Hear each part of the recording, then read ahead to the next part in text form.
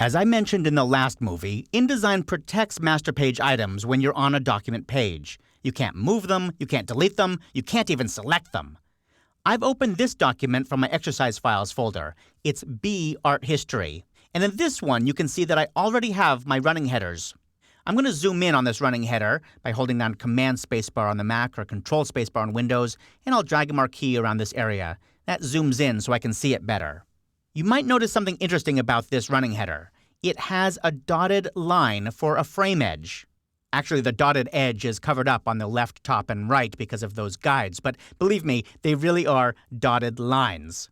Now, those dotted frame edges indicate a master page item. Master page items always have dotted edges.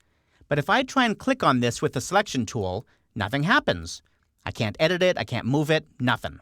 But I thought InDesign was all about letting me express my creativity. What if I want to change it? Why can't I? Well, you can. You just need to know the trick. And the trick is you have to hold down two modifier keys on your keyboard. Command and Shift on the Mac or Control Shift on Windows. And when you're holding those modifier keys down and then click, InDesign overrides that object. It pulls it off the master page and the frame becomes a document page item. You can see that because there's no longer a dotted line around it. It becomes a real selectable object that I can move, I can edit it, I can do anything I want. I'm going to zoom out with a Command-Option 0 or Control-Alt-0 so I can see the entire spread, and I'm going to do the same thing to that running header on the right side. Command-Shift or Control-Shift-Click.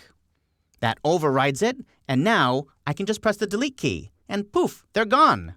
But what if I didn't mean to delete them? What if that was a mistake? Well, don't panic. You can always get master page items back. And the way you do that is to open the Pages panel.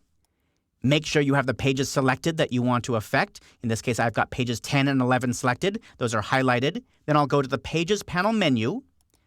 I'll go down to the Master Pages submenu, and I'll choose Remove All Local Overrides.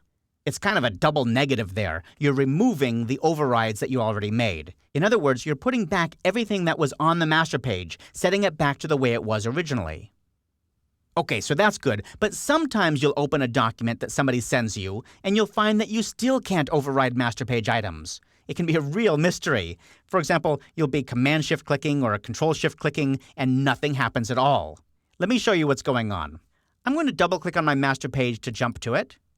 And then I'm going to select those master page items by clicking on one and then shift-clicking on the other. That selects both of them. I'll go back to the Pages panel menu, scroll down and look inside the Master Pages submenu, and then I'm going to turn off Allow Master Item Overrides on selection. That basically tells InDesign, don't let anybody change these master page items. In fact, if I go back to my document pages by double-clicking on them here, you'll see something interesting. Let me zoom in so you can see this better.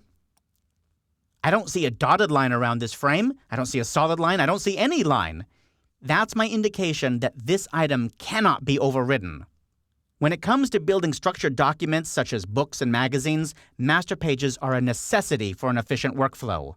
And controlling each master page item is key to making sure that your final document ends up just the way you wanted it.